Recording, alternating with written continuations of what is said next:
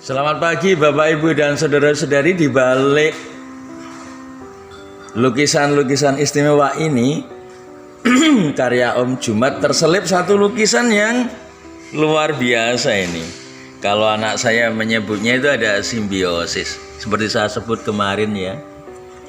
Tapi mari kita tanyakan sama pelukisnya, karena lukisan ini juga sangat istimewa. Burung jalak bertengger di atas tanduk banteng apa kebo ini. Bagi orang yang terbiasa dengan binatang seperti ini mungkin menafsirkannya beda. Tapi tampaknya ini adalah kritik yang berlaku universal Bapak Ibu, saudara-saudari. Kita tanyakan sama pelukisnya ya, seperti biasa. Obrolan pagi bersama Om Jumat. Beliau mau menyampaikan kritik apa dari gambar ini? Kritik atau petuah atau nasihat kayak gitu loh. Wah, keren banget ini. Kalau boleh saya curi, akan saya curi bak pulang nih ya, mari kita cari. Beliaunya baru ngopi tadi ya.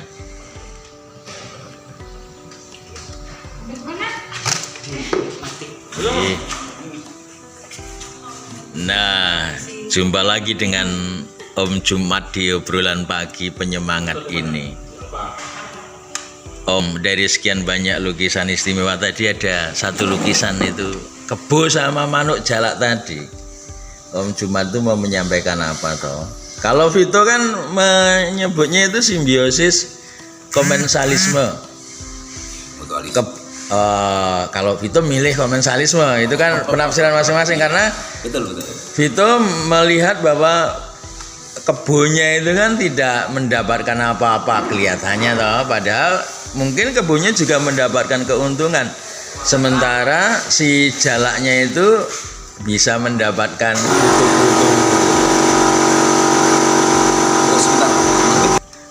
Oh ya, ada break untuk mematikan mesin. Masing-masing orang bisa menafsirkan sendiri-sendiri makna sebuah lukisan, tapi agar tidak terlalu jauh melenceng dari maksud utamanya, kita tanya, Om Jumat itu mau ngomong apa sih dari lukisan itu? Nah, jadi begini Pak Prapto. Intinya sebenarnya setiap bahasa nonverbal, khususnya seni rupa, Bahasa nonverbal ya. itu adalah sebuah bahasa. Sama sebenarnya ketika dibahasakan lisan dengan bahasa rupa. Intinya situasi kondisi seseorang itu akan punya penafsiran berbeda, sekalipun mungkin maksud tujuan sang ini ada beberapa, walaupun bisa ditarik ke beberapa sudut pandang, tapi inti dari itu benar, simbiosis mutualis. Lalu intinya, gini ya, begini. Oh gimana? Seringkali kita ini membutuhkan sisi lain. Jadi di dalam hidup ini, ya apalagi manusia ini makhluk sosial yang tidak bisa lepas dari interaksi. Ya, berinteraksi. Di sana seekor kerbau itu binatang yang kuat sebenarnya. Cukup kuat, gagah, dan punya senjata tanduk yang panjang. Akan tetapi dia tidak bisa sendiri juga, karena di dalam tumpukan bulu-bulu yang menghangatkan ini, itu ternyata ada penumpang juga yang mungkin bisa. Sebentar. Apakah Om Jumat mau mengingatkan sesuatu atau kita yang universal ini main kabeh kena gitu loh. Jadi begini. Di balik bulunya itu ada penumpang gelap gitu ya. Ya, oke. Dan mereka sering mencuri dari yang paling berharga dari sebuah unsur hidup. Mencuri yang paling berharga dari itu adalah sari dari hidup. Sari tubuh itu adalah darah, karena semua nutrisi ada di sana. Wah, ini luar biasa ini kalau dijabarkan si lebih kutu jauh. Ini ya karena memang dia ditakdirkan untuk begitu. Karena dia tidak bisa makan buah malah mati. Kutu makan buah mati. Dia harus makan darah. Walaupun dengan cara menurut kerbau tidak benar. Seharusnya. Karena mencuri.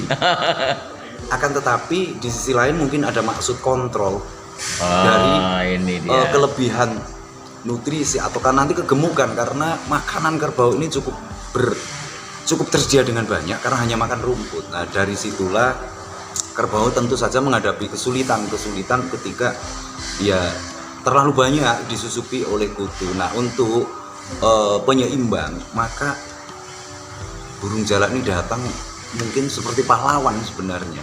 Walaupun kecil ora sepiro, orang gondro sepiro gitu. Dan disitulah burung jalak itu akan mengurangi populasi kutu yang berada di tumbukan bulu-bulu banteng atau kerbau itu. Apa tadi? Banteng? Banteng atau kerbau. Jadi, Tapi kalau misalnya apa itu? Kerbau ini menyimbolkan lembaga atau institusi atau bahkan negara, bisa dipadankan ke sana. saya rasa lebih begini. Penguasa atau bagaimana? Oh, bisa juga, Pak. Karena intinya kerbau ini binatang yang kuat secara ini, dia sebenarnya potensi menjadi penguasa atau pemimpin. Akan tetapi seringkali kerbau ini sibuk dengan dirinya sendiri. Sibuk dengan dirinya sendiri. Akhirnya hanya gulat di kubangan untuk membersihkan kutu-kutu, dan dia lupa bahwa ada penyelamat yang namanya burung jalak. jalak. Kecil tapi berarti. Seumpama memang kritik, saran itu kadang dibutuhkan. Jadi orang yang memiliki kekuatan ojo dumeh. Orang yang memiliki kekuatan ojo dumeh. Dumeh kuat, dumeh punya kesempatan, tapi dia lupa. Ada Untuk sesuatu. membersihkan yang kecil-kecil kayak gitu. Artinya membutuhkan jasa sisi lain. Oh, jadi selama ini kemungkinan si kebo ini berusaha untuk melenyapkan rasa gatal dan seterusnya itu dengan yang mengganggu gupak lah. gupak di kubangan. Terus kadangkala begini, kerbau ini punya ekor yang kadangkala mencambuk apapun yang melekat dalam di tubuh. Nah, kopat kapit itu Mas. Ya, Nah. kadangkala mengusir burung jalak, dan burung jalak ini karena kadang ketika dia mengambil kutu, ada kalanya jiwit itu. Jiwit apa notol? Ya, dalam artian notol itu pasti mencubit. Karena meleset kadangkala bukan kena kutu tapi kena kulit. Nah, mungkin kesal juga. Begitulah kritik. Seringkali penguasa atau pemimpin itu ketika dikritik kejiwit, marah. Terus nyabet. Betul. Akan tetapi ketika burung-burung pengkritik itu tidak ada, maka dia pasti malah akan tersesat, yaitu sibuk di kubangan, tidak akan maju. Oh, iya Maka iya. ketika menjadi sesuatu atau seorang pemimpin atau kita menduduki suatu, dengarkan kritik, Ya. saran sisi lain, karena itu yang membuat kita menjadi besar. Tapi tentu saja kan ada bedanya loh Om. Bedanya gini, kalau burung jalak itu jiwitnya targetnya pasti toh Iya. kutu. Tetapi kalau dipadankan dengan taruhlah kalau misalnya dalam kehidupan sehari-hari penguasa gitu. Kalau misalnya para pengkritik itu dipadankan dengan burung jalak itu kan kadang-kadang mengsele karepe dhewe. Dia nggak punya target yang jelas gitu. Tentu saja punya, pasti punya. Kalau misalnya gini, Yang dimaksud kritik ini beda ya, kritik dengan menghujat. menghujat ini berbeda. Oh. Kritik dengan ini berbeda loh. Oh, okay. Ya. Karena dia semata, burung ini memang hanya mencari Penyakitnya. Iya. Dia Dia mengoreksi supaya dia sebenarnya tidak gatal, atau sengaja tidak sengaja dia mengambil keuntungan, yaitu simbiosis mutualisme tadi, dari yang dia inginkan, tapi sebenarnya tidak membunuh. Oh, Itu iya. tidak menghancurkan kan gitu. Iya. Sementara kalau manusia itu yang pengkritik itu nggak bisa bedakan dengan pasti antara kritikan dan hinaan gitu. Kalah harus jalak. Iya. Jadi pengkritik juga harus dikritik, harus juga siap. Pengkritik harus siap juga dikritik. dengan kritik. Oh, wah. Oh iya ya. Nah, karena mengapa seringkali kita ini niatan. Kalau mengkritik, kritik itu sebenarnya lebih dengan saran ini cukup dekat. Saran dengan kritik itu dekat. Tentu saja membenahi. Tapi kalau sudah menghujat, itu kan dari rasa tidak suka. Oh, Bukan. beda antara kritik, menghujat, menghina yang didasari Rasa like tidak suka. and dislike, suka Beda. dan Orang tidak. tua seringkali kita pernah dicubit atau diseblak atau Iya, dicambuk iya, orang cambuk tua orang tua. karena kekhawatirannya, sebenarnya karena rasa sayang, Betul. bukan karena benci. Setuju. Begitulah kira-kira. Jadi kalau orang tua itu agak keras bersuara, Ya. bahkan kalau perlu nyabet itu Karena kekhawatiran. didasari oleh rasa sayang. Mendalan gitu ya. Jadi sebenarnya inti dari perjalanan ini kan hakikat niat. Intinya kalau niatannya itu memang baik, landasannya itu dasarnya baik, apapun yang sekeras apapun akan menjadi baik. Mata air yang jernih akan menghasilkan Mata air yang kesejukan yang luar biasa. Tapi mata air yang keruh juga tetap tidak akan pernah Iya. menunjukkan apa isi di dalam sebuah danau atau lautan itu. Jadi mata air yang badek malah memabukkan. Iya, dan menutupi semua yang indah di dalam sebuah danau. Jadi apakah kemudian saya juga bisa mengambil satu poin bahwa kritik itu sangat diperlukan dan kritik itu berbeda dengan hinaan. Apakah sepakatnya dengan? Makanya jadikan kritik itu selayaknya kapok lombok. Kapok Ini jadi lombok. bumbu yang pedes tapi dikangenin kan gitu. Gua kalau nggak ada lomboknya nggak seger kan gitu. Oh, Gitu. iya. Jadi Cabai kalau itu kalau nggak ada cabenya nggak seger tau. enggak. Jadi kalau sebetulnya ketika orang matang secara organisatoris, matang secara kepribadian itu justru merindukan kritik itu Mas. Betul. Karena Untuk interaksi kritik itu seperti kita melihat diri kita. Karena apa yang kita lakukan sebab akibat atau aksi reaksi. Orang lain adalah bagian dari kita karena kita pasti akan menilai orang lain menilai kita. Jadi apa yang kita lakukan akan diserap oleh orang lain dan itulah sebenarnya gambaran kita. Satu contoh ketika kita ada orang duduk di tepi jalan, kemudian kita jalan, mungkin guyonan kasarnya dancuk Pak pasti dilempar batu. Tapi kalau kita kula nuwun Pak, tentu saja anak sopo iki. Oh iya ya betul. Artinya aksi akan melahirkan sebuah reaksi. Seringkali kita menghadapi hal buruk, mungkin kita punya aksi-aksi yang tidak baik. Akhirnya kembali ke diri kita juga tidak baik. Nah ini sering tidak disadari, orang hanya menuntut baik, tapi dia tidak melakukan kebaikan. Oke. Akhirnya menerima hal buruk sepanjang masa, dia mempersalahkan orang lain. Iya, itu Karena segala sesuatu dari diri kita. kalau menyalahkan itu paling gampang ya Mas. Oh gampang Pak. Iya. Karena menyalahkan tidak ada sekolah menyalahkan. Kan tidak ada sekolahannya. Bisa dengan sendirinya. Dengan otomatis. Oh. Iya. Karena memang manusia terlahir ini dengan karakter memang bersalah. Oh iya. Mencoba untuk lepas dari kesalahannya. Betul. Jadi Belajar dari setiap peristiwa itu yang namanya pengetahuan. kalau dijumbuhkan dengan pandangan teologis itu kita terlahir dari Dosa. soalnya menyalahkan loh. Dua aku sing ngepek itu yang mengambil buah terlarang tuh. Nah, Bojoku yo melu mangan no kan kayak gitu. Menyalahkan. Oh iya ya. Betul juga itu. karena kesalahan itu seringkali kulitnya adalah keuntungan. Kulitnya ke Sesuatu yang menguntungkan kadang orang tidak peduli lagi rasa di dalamnya. pantas atau tidak pantas. Iya, betul. Norma-norma dilanggar, aturan dilanggar. Jenengan tuh mengingatkan saya pada kisah Adam dan Hawa itu. Ketika kepergok, lah gue ngomong anu tuh nduk. Delik-delik, delesep-delesep. Rupanya dia malu tuh. Sebelumnya kan nggak malu tuh. Ketika ditanya, "Loh, kamu tahu bahwa kamu tuh telanjang?" misalnya gitu. Oh, rupanya habis makan buah itu. Loh, kok kamu sudah diingatkan jangan makan buah itu.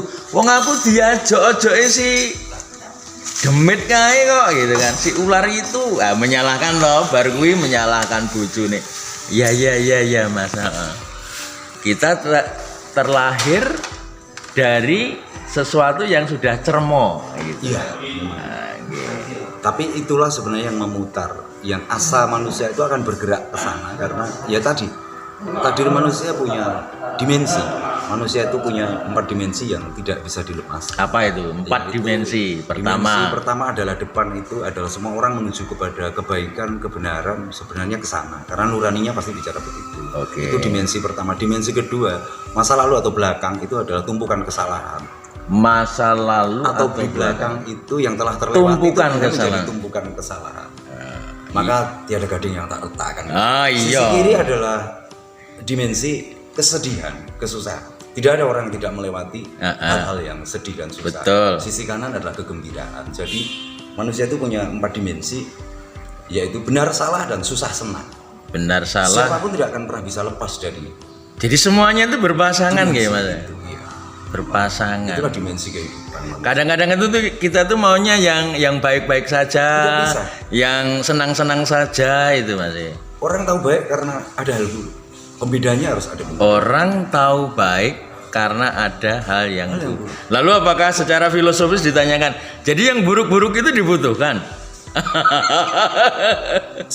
Dibutuhkan atau tidak itu akan mengalir begitu saja. Mengalir Dan itu menjadi begitu pelajaran. saja. Maka manusia untuk melepaskan dari hal buruk itu karena memang orientasi mereka secara otomatis, secara alamiah, secara naluri itu tetap ingin yang baik. Oh, secara naluriah Iya, dia sebetulnya ke depan. menginginkan ke depan yang baik, Tidak ada naluri manusia berjalan ke belakang, tapi pasti ke depan. pasti ke depan. Makanya dia pasti menuju pada sesuatu yang baik. Saya teringat kata-kata jenengan itu, khotbah dari putra tunggal dari dua orang ilmuwan yang sekarang menjadi seorang imam itu, bahwa ketika ada sesuatu yang baik itu mengapa orang kemudian tertarik, itu karena dari dalam dirinya itu merindukan gitu. Naluri. Nah, Mungkin kalau ditarik agak dimainkan pemikiran itu, ya tadi, karena berangkat dari sebuah kesalahan, berangkat dari sebuah kelemahan. Karena manusia terlahir itu lemah, bayi itu lemah. Nah, Oke. dia mencoba untuk menjadi santoso, untuk menjadi santoso. ya, menjadi kuat, menjadi baik adanya. Maka semua manusia menginginkan kalau bisa tidak mati. Maka semua mencari sebuah keabadian. Oh ya. Pasti ke depan kan. Wah, itu semakin dalam. Nah, sekarang kita balik lagi dulu ke yang sederhana. Kalau yang dalam pagi-pagi kayak gini saya susah mencernanya. Gini, kritik, hujatan, hinaan itu beda. Begitu juga beda dengan waton suloyo ya. Jadi Iya. kritik itu seharusnya yang bagaimana, Mas? Apakah kritik itu harus punya dasar, target tertentu, atau mong ya itu tadi waton suloyo, kritik yang baik untuk institusi, lembaga, atau apapun di dunia ini? Pertama niatan, Pak. Niatan. Iya, kalau niatnya memang karena prihatin melihat keadaan terus pingin itu berubah, ada beberapa cara. Kritik itu niatnya dulu. Kalau niatnya baik, apapun yang dia lakukan, walaupun didengar atau tidak, satu, pengkritik tidak akan marah karena dia hanya menyampaikan apa yang layak. Didengar atau tidak, Dia tidak marah. dia tidak marah. Kalau dengan cara mungkin halus tidak, mungkin dia akan pendekatan dengan berbagai cara, metode. Dengan metode ya. Karena tujuannya adalah untuk membenahi, Oke. untuk mengajak, mengingatkan yang lupa, menghidupkan, menyembuhkan yang sakit, menghidupkan yang mati kalau perlu. Nah, itu tujuan kritik adalah, dasarnya adalah niat baik, kasih sayang, rasa iba, rasa welas, yang konteksnya asih, asuh. Jadi Tapi kalau niatannya buruk, bukan itu, karena dia pasti mengerti hanya untuk mempersalahkan, untuk mempermalukan. dengki itu ya. Iya. Pokoknya kalau sudah nggak seneng itu wabeh elek itu. Terono sego iwak tetap maidu. Jadi untuk menjadi seorang pengkritik yang bagus, yang baik itu rupanya dibutuhkan kematangan tertentu, Mas ya, kedewasaan. Jadi orang mengwaton suloyo, waton bedo, nanti jatuhnya pada tadi dengan naturne.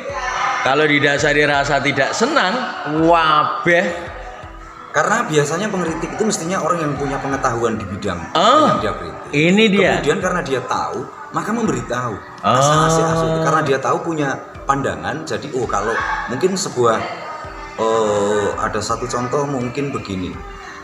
Seseorang ini mengerjakan satu soal salah, kemudian karena cara belajarnya salah, dia ingatkan karena dia tahu belajar yang baik itu begini. Karena dia tahu, maka dia memberikan sebuah nasihat atau memberikan sebuah sindiran halus untuk supaya kritikan atau sindiran halus yang dengan bahasa yang ini kemudian agar dia itu kesana, agar dia mendapatkan prestasi, agar tidak bersalah.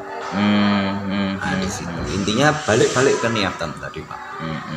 Nah, karena tadi kembali ke konteks burung Kebo dan burung jalak itu memang itu adalah hubungan simbiosis yang memang takdir kehidupannya, mata rantai kehidupan. saling membutuhkan Iya. ya, jubitan yang menyehatkan. Tapi kita kan mencoba bagaimana belajar dari alam, belajar dari peristiwa-peristiwa alam itu supaya menjadi sesuatu motivasi atau otak-atik tadi supaya menjadi hal baik, akhirnya karena itu real fakta menjadi penambah warna sebuah pengetahuan.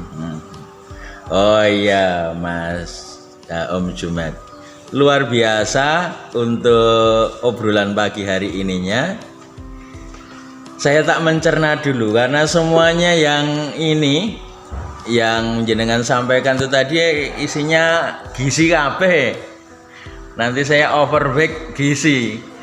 Perlu merenungkannya dengan baik, khususnya saya yang suka mengkritik gitu. Seharusnya sebelum saya mengkritik orang lain, saya mengkritik diri saya sendiri dulu ya. Isi diri dengan pengetahuan ketika paling tidak menguasai materi.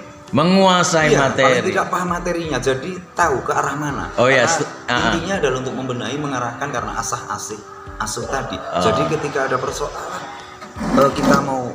kita paham persoalannya baru kita mengkritik. Tapi kalau kita sendiri tidak tahu, tidak mungkin orang buta menuntun orang buta kan. Tidak mungkin Yang orang tidak tahu persoalannya asal bunyi akhirnya. Nah ini kan persoalan.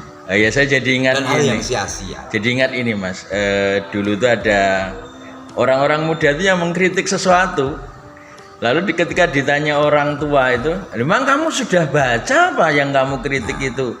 Dan jawabannya sungguh mengecewakan kita yang merasa terwakili. Ternyata orang moco deh, kok ya sisa ngomong gitu loh. Memang kamu sudah baca itu? Pandangan spontanitas yang intinya hanya Pengen beda. action trend ya, pengakuan biasanya. Oh Kalau yang iya. spontanitas itu ya biasanya ego. Ego.